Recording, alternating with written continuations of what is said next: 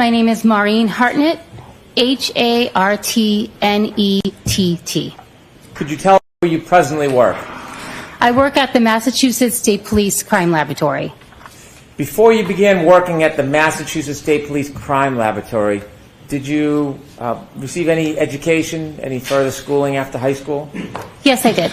Could you share that with us? I have a bachelor's degree in biology from Bridgewater State University and a master's degree in forensic science from the University of New Haven. After you graduated with your master's, did you begin working at the crime laboratory or did you work somewhere else before? I began working at the Massachusetts State Police Crime Laboratory. How long have you worked at the Massachusetts State Police Crime Laboratory for? I've worked there in total approximately 9 years. Can you give us a basic understanding of how the crime laboratory you work at is broken down, the different departments and what you do?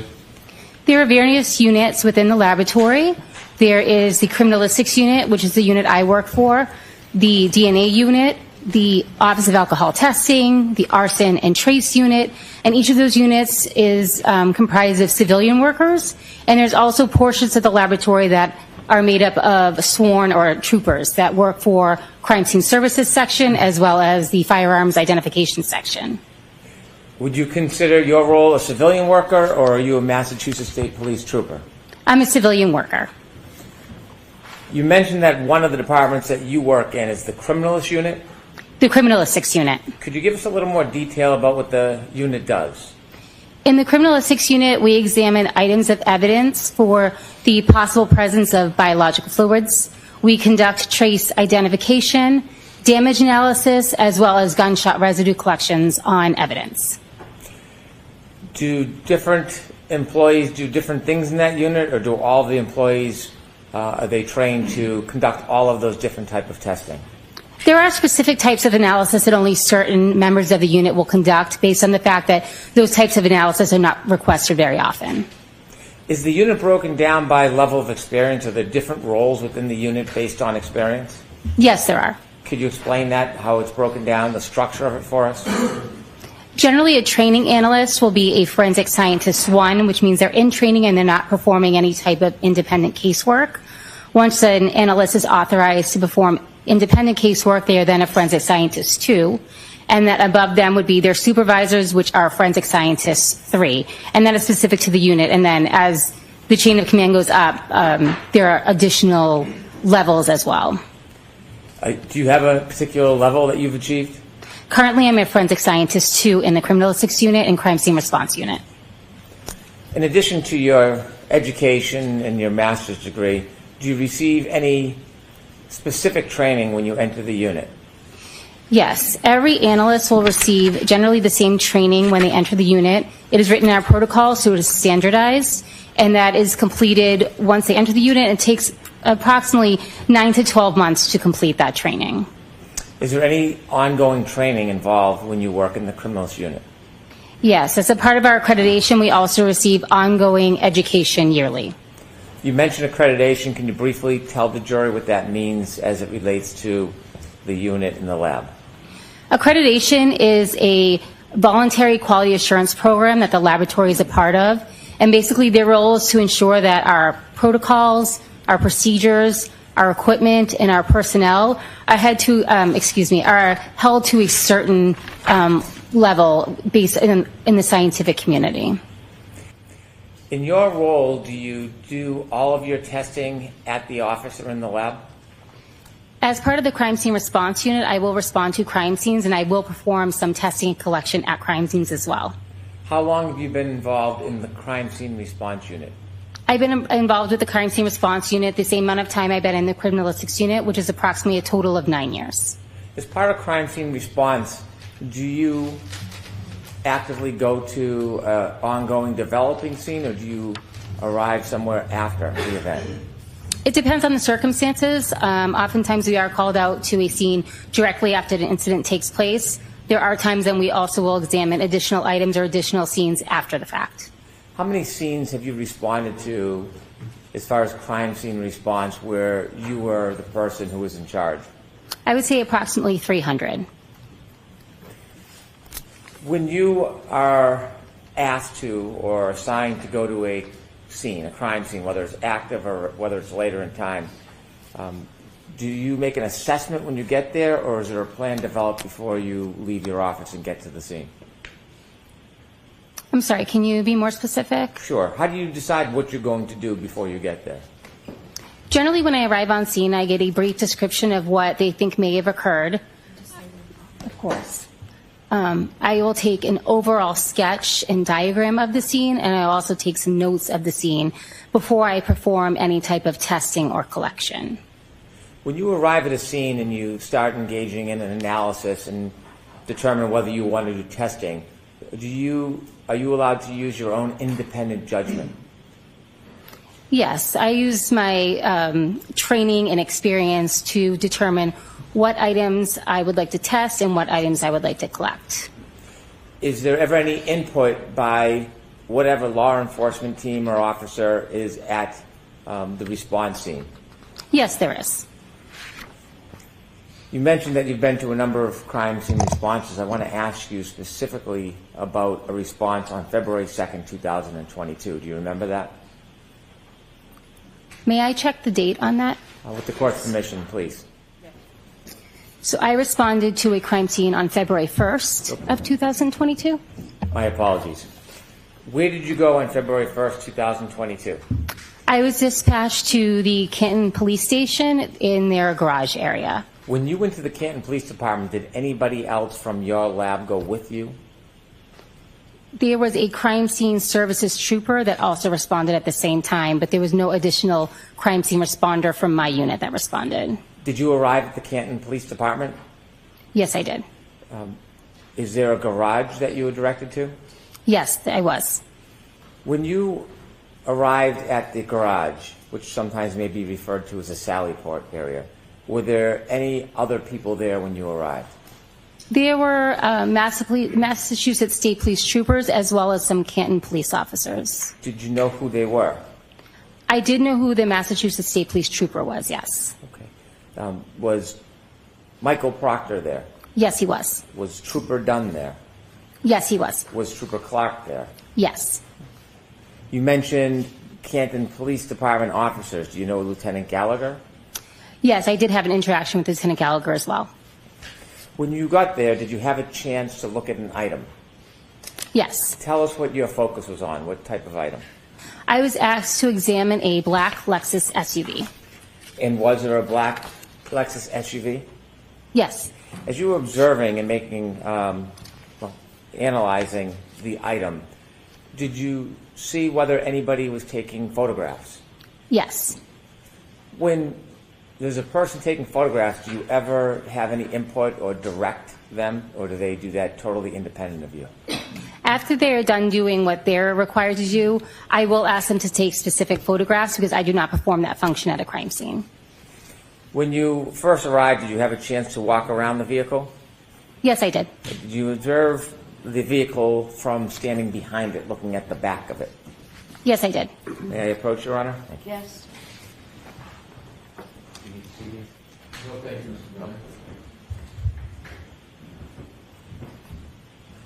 I'm handing you a document. Do you recognize that?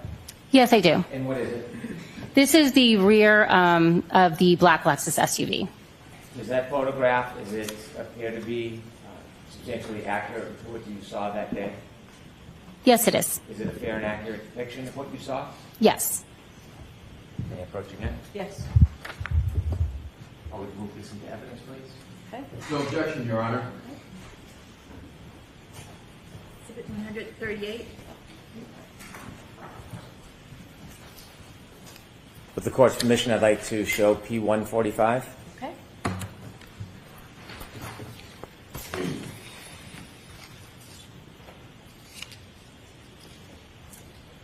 Ms. Hartnett, is that what you saw when you arrived?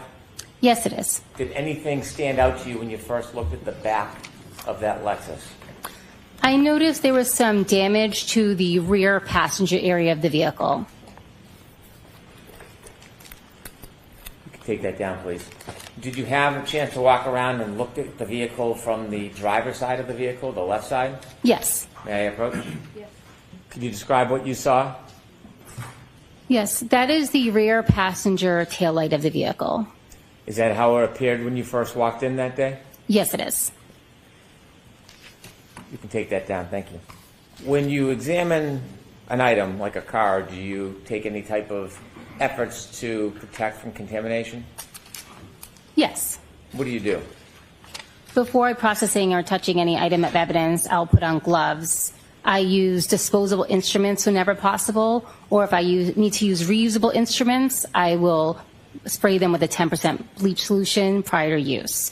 I also change gloves often while I'm examining a vehicle and keep my notes and my pens that I'm writing my notes with. I don't put on gloves when I touch those, and then when I go back to examining the vehicle, I will then re-put on gloves to protect the evidence.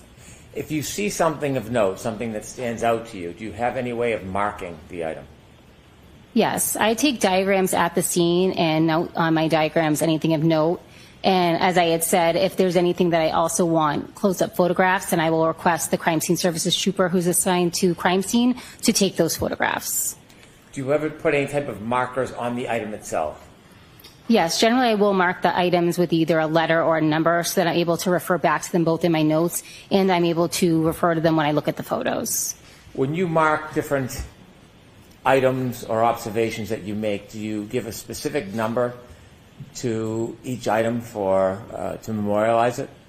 Yes, I either use a lettering system or a numbering system. And how do you memorialize it? Do you put it in writing? Yes. What do you do? On my diagram, I will refer to something, for example, as letter A, and then I'll also mark that item using a marker on the item of evidence with the same letter so that I can connect and associate the photograph with my notes and anything that I collect as well. In addition to the broken taillight that we just looked at, did you make observation of any other things? And I'm just asking generally, not asking you to specify. Yes. Were there other things that stood out to you? Yes. Did you take any swabs, any fake swabs from as far as trace for blood? I screened for blood on various areas of the undercarriage of the vehicle. And what was the results? Those were negative. What does negative mean? It means that there was no blood present in that area, or if there was, it was below the level of detection of our test. Did you make any observations where you saw items or marks of interest? Yes. I want to ask you about any observations you made of the back bumper. Was there anything significant that you saw relative to the back bumper of that vehicle? Yes. And share with us what you saw. There were scratches on the bumper as well as apparent pieces of glass on the bumper. When you saw what you believe to be pieces of glass on the back bumper, what is the process you follow? I gave those an identifying letter. I noted those items in my diagram, and then I eventually collected those items. How do you collect them? I would have used either disposable tweezers or tweezers that were cleaned with a 10% bleach solution. After you collect the items, for example, glass on the back bumper, what do you do with that? In that moment or later on? Take us through from the moment you have it till the end. So I would put those pieces of glass into a glassine envelope, which are then packaged in a larger manila envelope. They are sealed and dated and initialed with my dates and initials. Eventually, when I return to the lab, those pieces are given an item number and then secured in our cold room. Is each piece of evidence given a separate item number? Yes. As far as the entire case, your entire response, not the separate pieces of evidence you may find, is it assigned a particular number or a case number? Yes, each case will get a larger case number, and then each item within that case gets an individual item number, so that item can be tracked throughout the lab. Do you remember from your memory what the case number of this investigation as far as your response was? Yes. Could you share that with us? The case number assigned to this in the laboratory information system was 22-2184. I want to go back to the glass in the bumper. May I approach, Your Honor? Yes. This is a close-up photograph of the apparent glass on the bumper of the vehicle. Court permission, I'd like to show P167 to the jury. Okay. There are 2 pointers in front of you. Would you mind pointing out for the jury what stood out to you? And Ms. Gilman, could we get a little bit of a close-up on that bumper, please?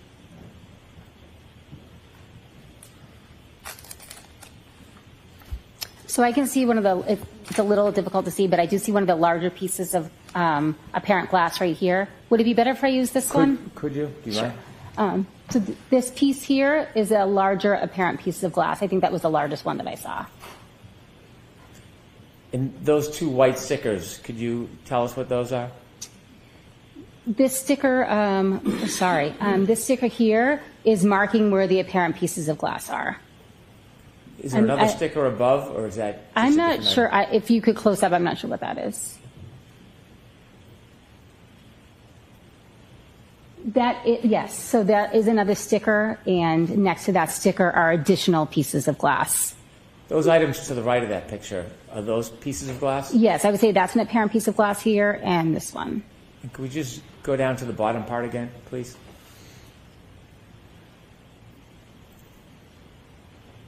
Thank you, Ms. Gilman. You can take that down. Did you collect what appeared to be items of glass? Yes, I did. Were they assigned a particular number? Yes. Do you know that number offhand? I would have to refer to my notes. With the court's permission? Those items were given the item number 3-3. Did you focus on the right rear side of the vehicle beyond the broken taillight? Yes.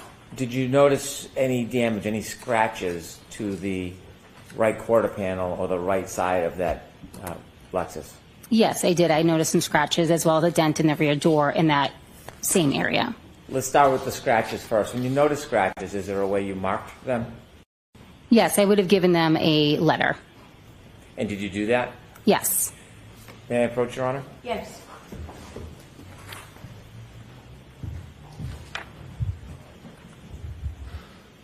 Showing you a photograph. Do you recognize that photograph? Yes, I do. Do you recognize what's in that photograph? Yes. What does it depict? It is a close-up photograph of one of the scratches on the right rear area of the vehicle. Is that a fair and accurate representation of what you saw that day? Yes. All right. With the court's permission, I'd like to show the jury P-172. Okay.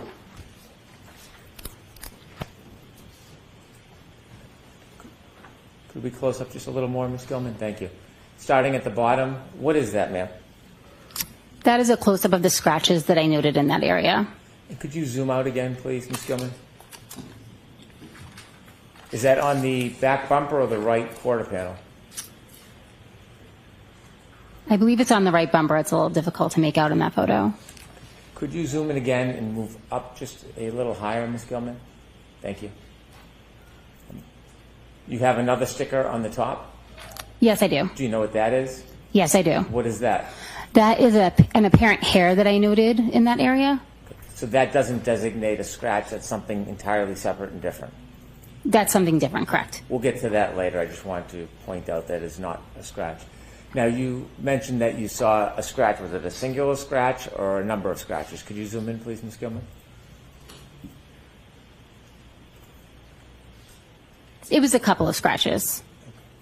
Is there a number you designate if it's not a physical item, if it's something like a scratch, or are the designations just for actual physical items? I use the designation for both observations as well as physical items. Would there be a number for the scratches? Yes. Well, there's a letter, yes. Do you know what that letter is? Yes, I believe it's D. D. I'm showing you another photograph. Do you recognize what's in that photograph? Yes. What is it? That is damage that I noted on the rear trunk door of the vehicle. Is that a fair and accurate depiction of what you saw? Yes. When you say damage, what type of damage did you notice? There was some scratches as well as a dent. You told us that you saw both dent and scratches. Starting with the scratches with the pointer on the TV to your right, could you show us where you saw further scratches? So the scratches are up above, and then down here there's chipped paint and a dent. And where is the dent in relation to the scratches? Just below it. Could we zoom in a little more if we could, Ms. Gilman, please? Can you see in this photograph the dent that you saw? Yes, I was referring to this area here as a dent in my observations. Thank you. You can take that down, please.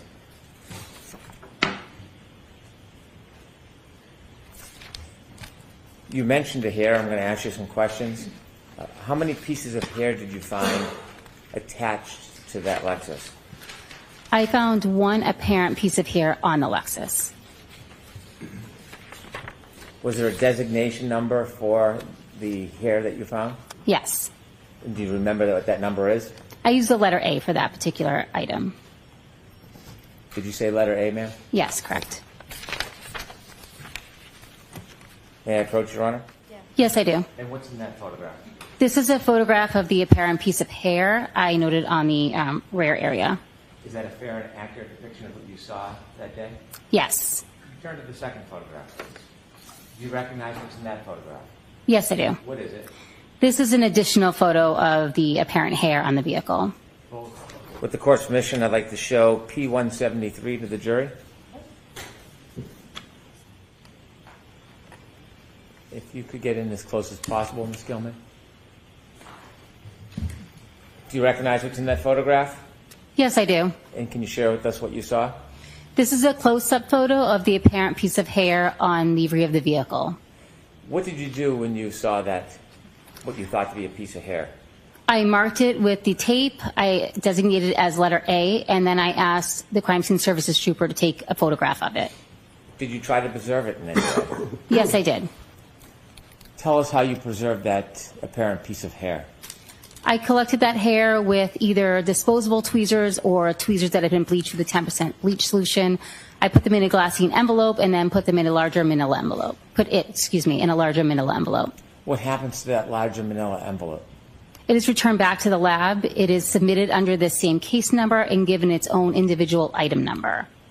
Did you bring it personally back to the lab? Yes, I did. When you brought it back to the lab, do you remember where you brought it when you got back to the lab? After it was entered into the computer system, I then sealed it, I initialed and dated it, and then I would transfer it to the crime scene response holding area in our cold storage room. When you pass it along, is it to protect it in evidence, or is it for a purpose of further testing? At that point, it's just to store it in evidence, and then it will make its way into whatever unit needs the piece of evidence first. And you did all that with that piece of evidence? Yes, I did. I'd like to show the second photograph that you identified. I believe it's P165. Do you recognize that photo? Yes, I do. Okay, what do you recognize that to be? That's an additional photo of the apparent piece of hair on the rear of the vehicle. In the two different photos, are they taken from the exact same angle? I believe they're taken from slightly different angles. And the hair, could you point that out with the pointer of the hair that you found? Yes. This here is the apparent hair. Thank you. You can take that down, please.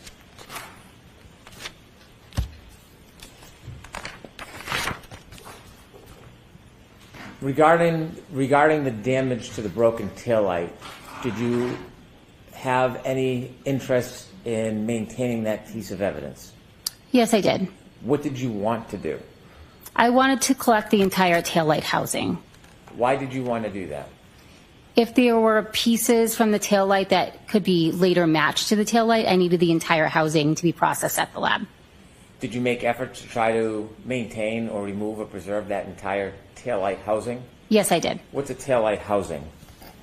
Excuse me? What is a taillight housing? I'm referring to the entire piece, including the back, the glass covering, the light bulb inside. So it's in the entire unit. Did you attempt to remove that entire unit yourself? I did. Were you successful? No, I was not. So what did you do? A Canton police officer that was in the Sally Port at the time offered to help disconnect it with some tools that he had. Have you ever seen whether there's video that memorialized that entire event? Yes, there is. And have you ever watched that video? Yes, I did. Does that video show you attempting to remove the housing and then receiving assistance from somebody? Yes. When that housing was removed, what happened to it? I then placed it in a box, I believe I placed it in a paper bag in a box, and then once I brought it back to the lab, I added additional cushion with additional paper to protect it from any further damage. Were you going to keep that housing, or were you going to put that in evidence for other reasons? That was put into evidence storage for the time being. May I approach, Your Honor? Yes.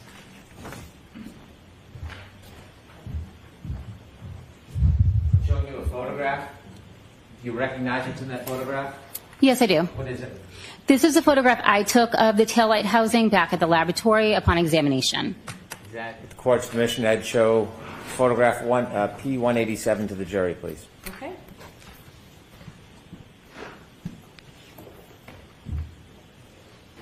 Could you tell us what that is?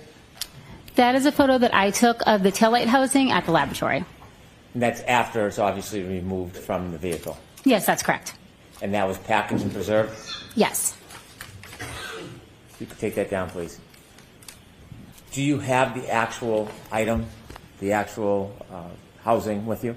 I believe it is here, yes. With the court's permission, I'd ask the witness to be able to open the item, show it to the jury, and then I would move it into evidence. Okay. Thank you. If you would you please remove the item from that box? Yes.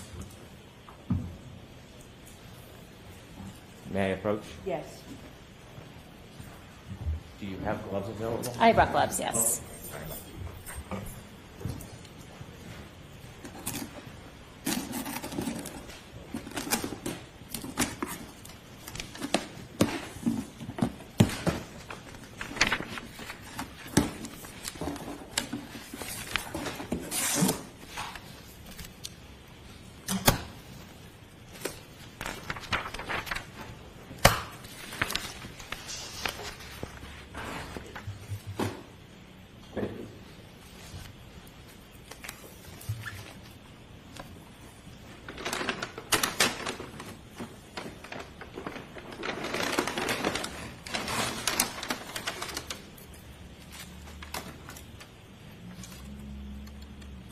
You could hold that so the jury can see it. If you could hold it up high, please. Thank you.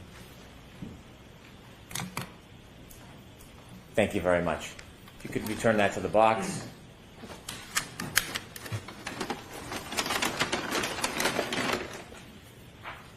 I would move this item into evidence, please. No objection, Your Honor.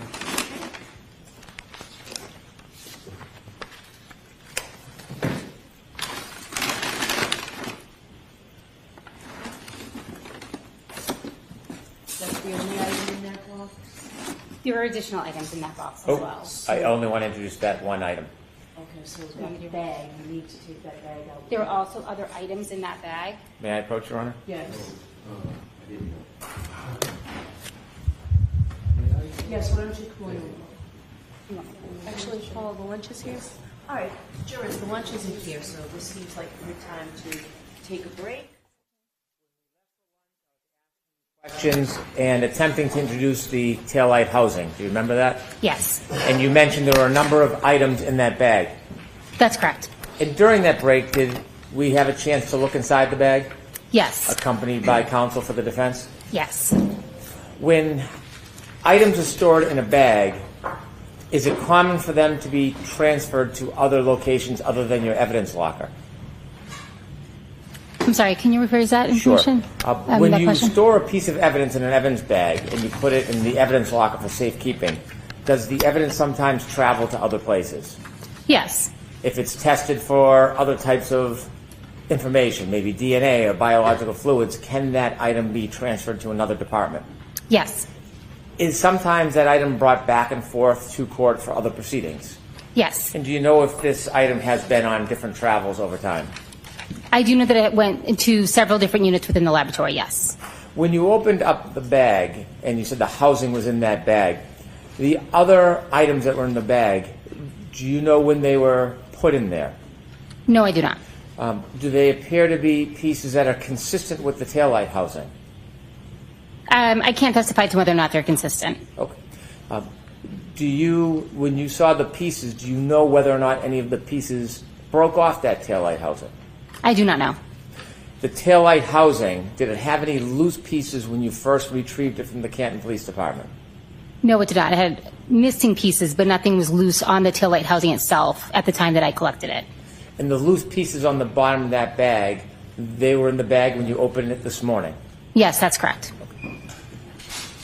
The loose pieces, last time you had an opportunity to open that bag was how long ago? The only time I opened that, the packaging for the taillight housing was in the laboratory when I first examined it in 2023. And do you have any indication this has passed many hands or hands since then? I do know that that item went to the trace unit after I examined it. those loose pieces in the bottom of the bag, I'm going to ask you to keep them with the taillight housing. Okay. And I'm going to move that piece of evidence. Evidence, I may have one moment. Okay. Okay.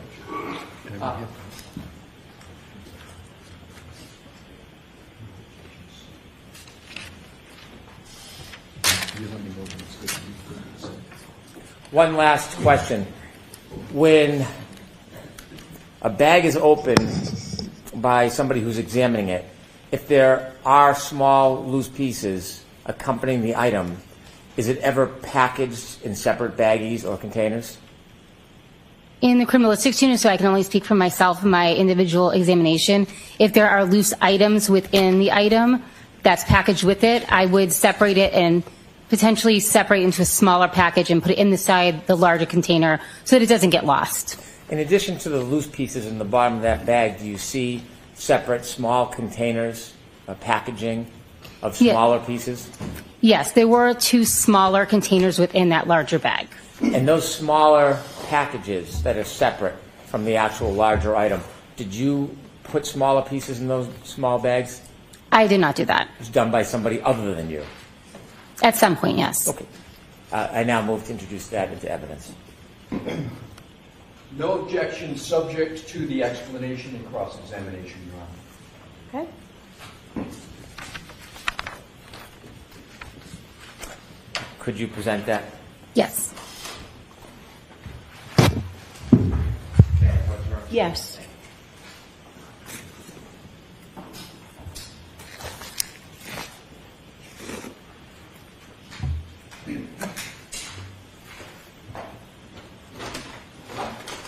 I didn't need to explain anything, just provide some approximate mark on it. The whole bag. Yes.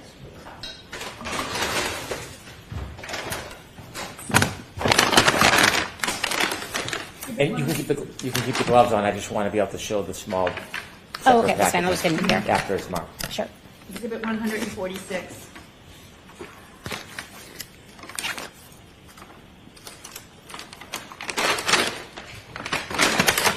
You've already showed us the housing. Can you show us some of the small pieces in the bottom of the bag and also the small separate packaging that you did not package?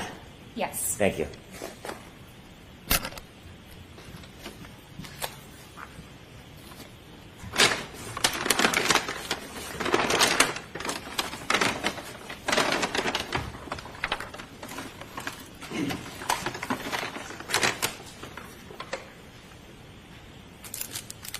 Could you explain what those are? These are 2 small glassine envelopes that were in the container. Any markings on those envelopes? Yes. Would you like me to read them? Please. Some of it is illegible to me. I didn't write it. I'm sorry. It appears to be at least the second half of the case number. It's possible that's the 22-02184. 3-1 pieces E, G, I'm not sure if it's an M or an H, I, S, K. This also has a case number 22-02184. 3-1 assorted small pieces. Thank you. And was there any pieces that weren't packaged other than the housing in that bag? Yes. Hey, could you show us, please?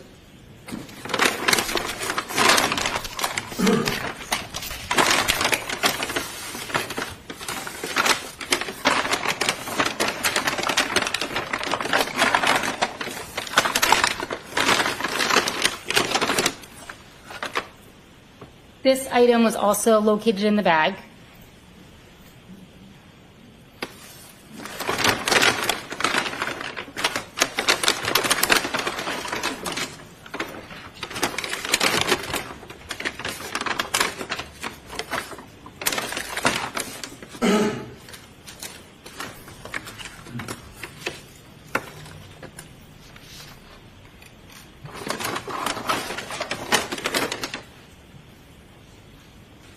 And these 2 items were also located in the bag.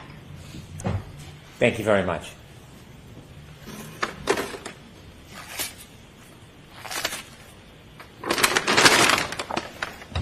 May I approach? Yes. take that.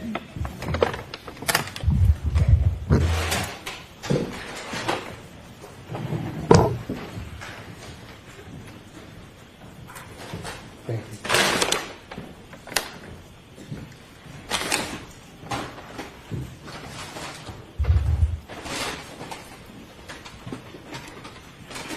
When you brought the taillight housing back to the lab, did you take it out of the bag and do anything with it? Yes, during my examination, I did remove it from the bag to look at it. After you looked at it or during your observations, did you take any samples from it? Yes, I did. Explain to us what you did. I took a polyester swab, I moistened it with sterile water, and then I applied that swab to the external front areas of the taillight. Why did you do that? My goal was to collect any potential biological material that was present on the exterior of the taillight. Did you engage in that procedure pursuant to your training and experience? Yes, I did.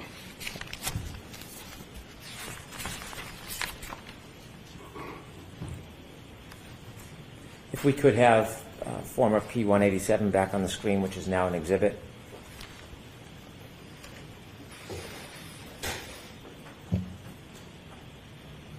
Could you use the pointer and the television to your right? Could you show us or show the jury where you took a swab, what areas? Yes. Thank you. So I took my collection from this upper right-hand corner, the red apparent plastic, as well from this area down here, another piece of red plastic, and then these clear apparent plastic here on the front of the taillight housing.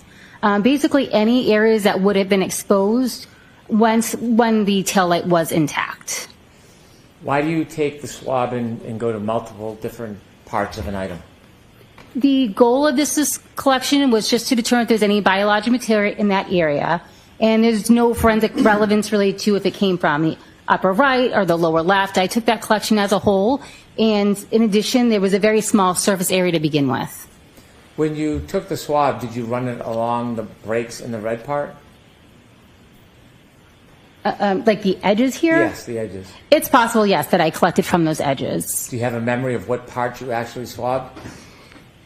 I remember swabbing the external areas of the taillight, those that would have been on the outside prior to any damage being done. Okay. Thank you. You can take that down, please. After you engage in the procedure of taking a swab, what do you do to preserve that swab? That swab is air dried. It's then repackaged in a small glassine envelope. A portion of the swab is also put in a clear plastic tube, which is sent forward to the DNA unit. Did you do that? Yes, I did. Why do you go through that type of procedure? Why do you take that many steps? I'm sorry, may I correct my answer from the last question? Please. My apologies. So in this particular instance, the entire swab was cut up and put into plastic tubes for further testing. Why did you do it that way?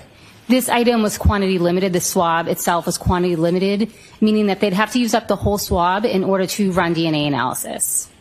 Did you do DNA analysis on the swab? No, I did not. Why not? I don't work in the DNA unit, so that is the job of a different analyst. And at some point, did you take that item that had been preserved and put it into evidence? Yes, I did.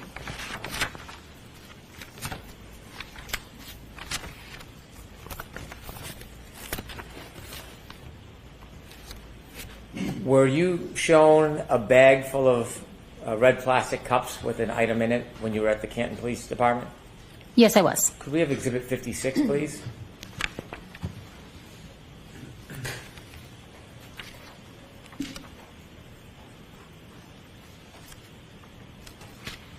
Thank you. This is a photograph that's been marked as an exhibit. Do you recognize what's in that exhibit? Yes, I do. And what is it? Those are 6 red plastic cups that contained frozen red-brown stains. Did you do anything relative to the content of those cups? I took a collection from one of the cups using 2 sterile cotton swabs. Can you just briefly explain what that process entails? Yes.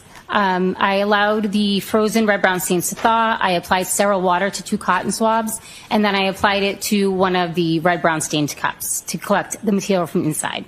How do you preserve and maintain the integrity of whatever sample you collect? That sample is then entered into a glassine envelope, a large aluminum envelope. It is then sealed with my initials and date. It is given an independent item number and stored within the proper unit within the lab. You take that down. Thank you.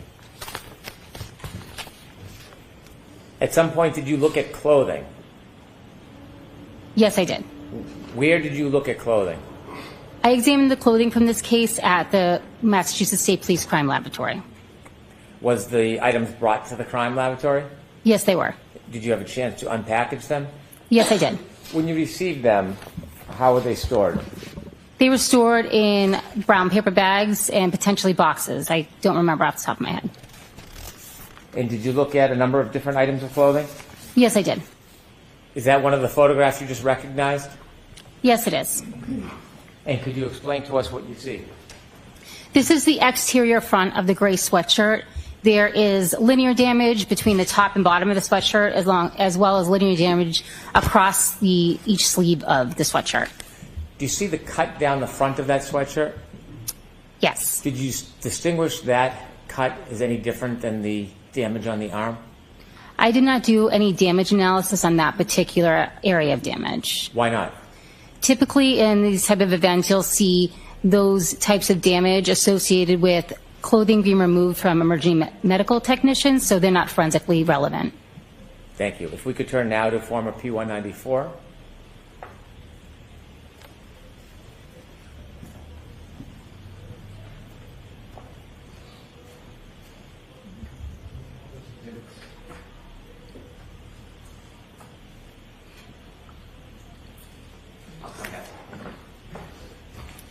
Is this the same sweatshirt? Yes, it is. There's a little bit difference. There's markings or tabs on it? Yes, that's correct. What are you doing there?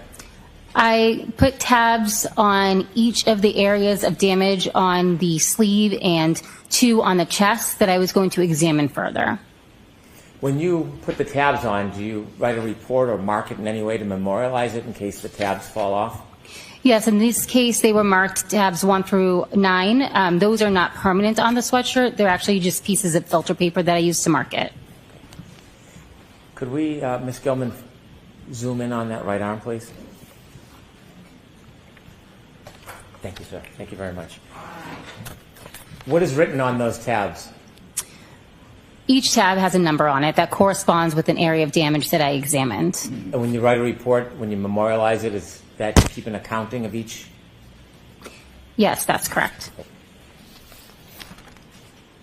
If we could turn now to former P-196, which is 147C.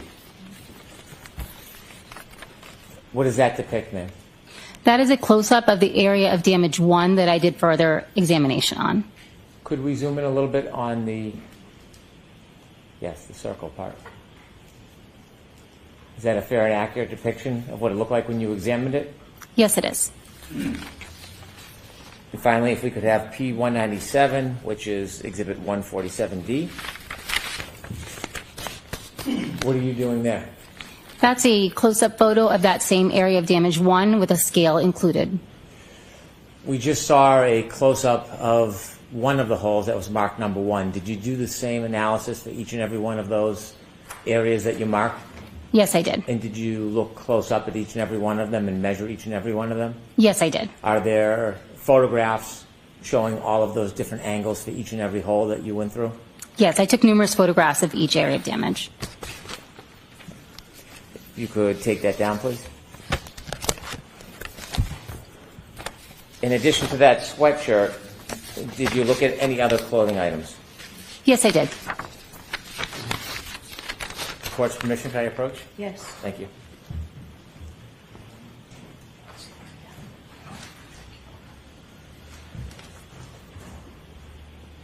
I'm showing you 2 photographs. If you could look at the first one, do you recognize what's in that photograph? Yes, I do. What is it? This is item 7-17. It's an orange T-shirt. Is it a fair? Should I write? Thank you. Is that a fair and accurate depiction of the T-shirt when you examined it? Yes, it is. And the second photograph, please, take a look. Yes. Do you recognize what's in that? Yes, I do. What is it? This is the other side of the orange T-shirt. Is that a fair and accurate depiction of the T-shirt when you examined it? Yes, it is. All right, remove these 2 photographs of evidence, please. No objection, Your Honor. Great, thank you.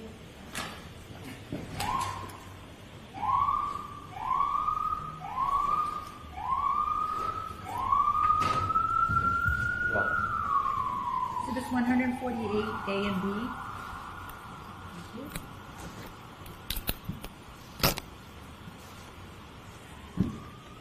With the court's permission, I'd like to show P232 to the jury. Okay.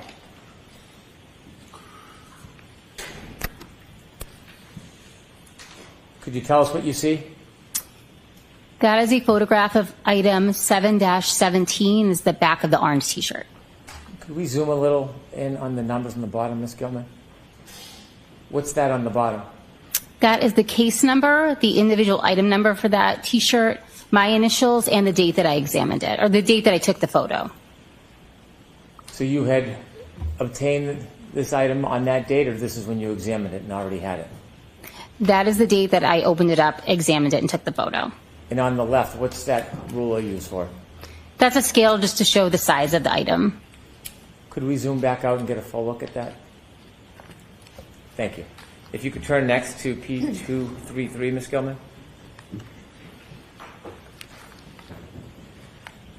What is that a photograph of? That is a photograph of the front of the orange T-shirt, item 7-17. Ms. Gilman, can we first see the bottom left-hand corner, zoomed in a little bit? Thank you. Why did you place a marker there? I used markers on this item to note areas of staining that I was going to do further analysis on. Did you do further analysis of that stain area? Yes, I did. And how did you do that? Any different than the swab you talked about before? This I screened for blood, and I'd have to check my notes for any further testing I did on it. When you screened it for blood, was it a positive or negative result? That was positive. Do you know if you did anything further with it? May I check my notes? With Yes. the court's permission? Thank you. Can you turn the lights up, please? Thank you.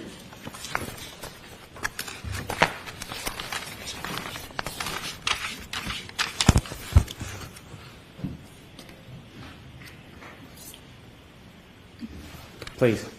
Yes, I also performed a confirmatory test for blood on that stain. So what's the difference between a preliminary and a confirmatory test? A screening test, other types of materials may cause a positive reaction. For the confirmatory test, it is confirmatory for blood, as well as it indicates human blood, although you might get a positive reaction from primate blood or ferret blood. Could we now turn to the top right and zoom in, if you would? We see 3 tabs there. What are you looking for in those areas?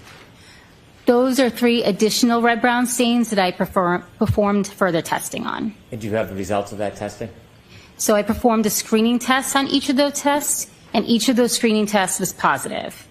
I performed a confirmatory test on stains A and C, which were also positive. I did not perform that test on stain B due to its small size. If you could zoom out just a little bit, please. Similar to the sweatshirt, there's long cuts through the front of that T-shirt.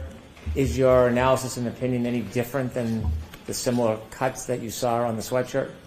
Yes, I did not perform any additional analysis on those area of damage due to the fact that they're most likely attributed to the emergency medical technicians or medical personnel removing that item of clothing.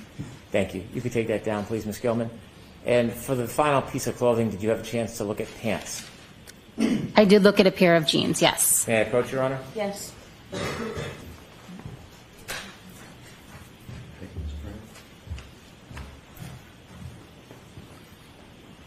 I've handed you 2 photographs. The first one, do you recognize it? Yes, I do. And what is it? This is a photograph of the front of the pair of jeans, item 7-1. Could you look at the second photograph, please? Do you recognize what's in that? Yes, I do. What is it? This is a photograph of the back of the pair of jeans, item 7-1. Do both of those photographs fairly depict what you saw when you examined the clothing? Yes, they do. I'd move these 2 to evidence, please. No objection, Your Honor. Okay. Thank you. Exhibits 149A and B.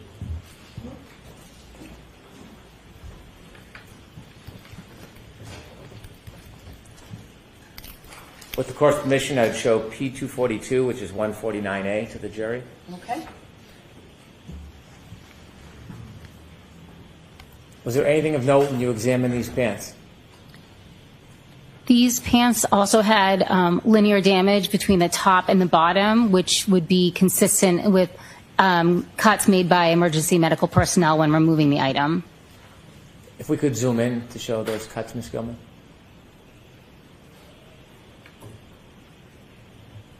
And could we scroll down, please? Thank you. If we could next show P243, which is 149B. Could you zoom in on the top part of those pants, please?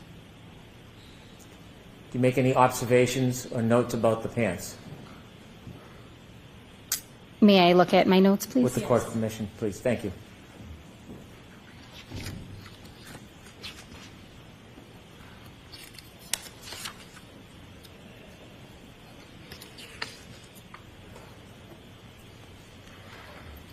I noted numerous red-brown stains on the clothing, as well as dirt and debris on the clothing. What part of the pants did you note the dirt and debris? It was just a general observation. I didn't specifically denote where it was. Ms. Gilman, could you scroll from the top to the bottom of the pants, please?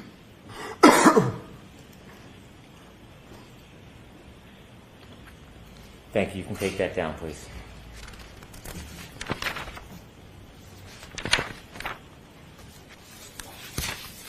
Did you perform any additional testing relative to the clothing that you examined, that being the sweatshirt, the T-shirt, and the pants? I performed numerous tests on each of the red-brown stains on the items that I marked. After you completed examining the red and brown stains, did you do any other type of testing or evidence collection relative to the clothing? Yes, I did. Could you share with the jury what you did as far as further evidence collection relative to the clothing? Can we take it item by item? How would you sure prefer can. to do it? Let's start with the sweatshirt. Okay. So in addition to testing the red-brown stains, I collected any stain that was positive or confirmatory for blood. After performing that collection, I also performed a collection around the tears on the right sleeve of the item. That's using 2 cotton swabs moistened with sterile water, which I vigorously rubbed around the areas of the teared areas on the sleeve. I also performed an additional scraping and swabbing of the unstained area of the sweatshirt for any potential skin cell recovery. In addition, I performed a debris collection from the sweatshirt. I want to stop you there. I want you to explain to us in some detail what is a debris collection and how do you undergo a debris collection? After I've completed all the testing that I'm going to do on the item, I remove any large items that may be present on the item, such as apparent hairs or fibers, anything that I can pick off I can visibly see with a pair of tweezers. Once that is done, I will do I did a general debris collection where I took a large metal spatula-shaped object and scraped the clothing, or in this particular case, the sweatshirt. And any debris that came off the sweatshirt was put into a glassine fold and preserved.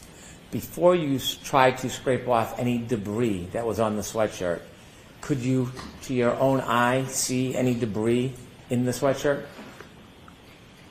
May I check my notes? Yes.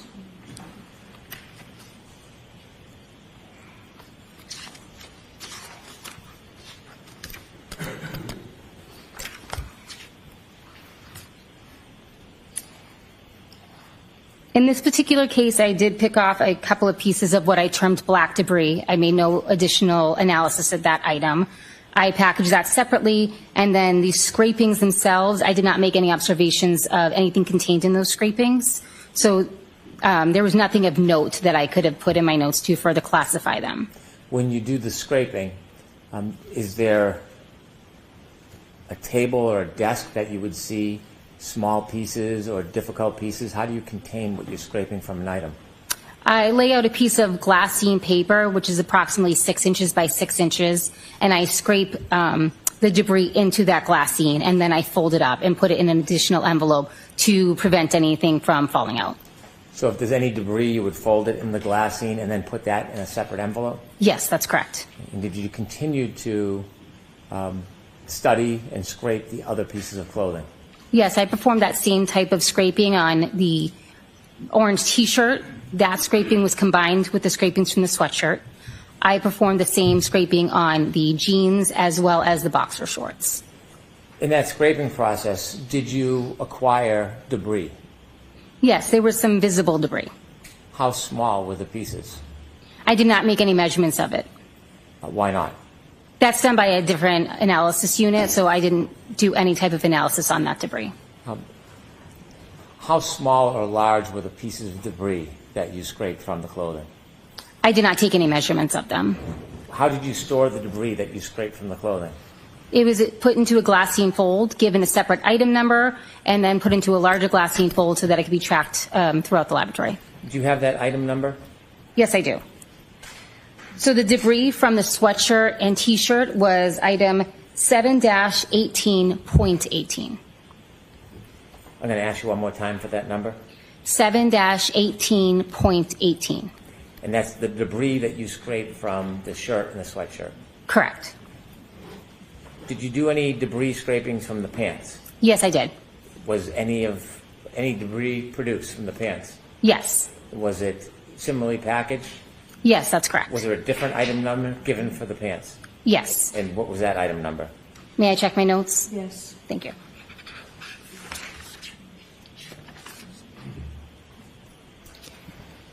That item number, the debris from the jeans, was 7-1.8.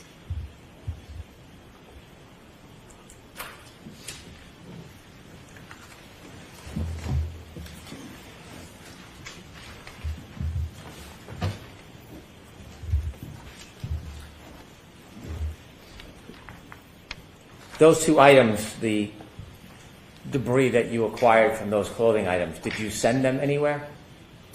I put those in our secured storage unit, and they were later forwarded on to the trace unit for analysis. They later went to the trace unit? Yes, that's correct. When you arrived at Canton on February 1st, 2022, do you recall what the weather was like outside? I don't recall. I just know that it was winter. You said when you first get to a scene, you have a conversation about the investigator's information to help your assessment. And I don't want you to discuss what that conversation may have been, but did you have a similar conversation? Yes, I did. When you're looking at an item that's been stored, like in this case, a car, does the weather conditions, ice, cold, snow, ever preserve or maintain evidence on an item longer than it otherwise would stay?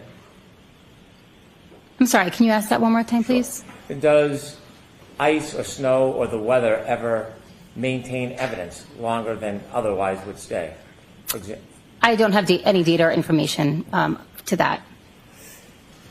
Have you ever had an opportunity to view videos of the Lexus when it was first stored and the condition of snow and ice on it and the thawing process of that?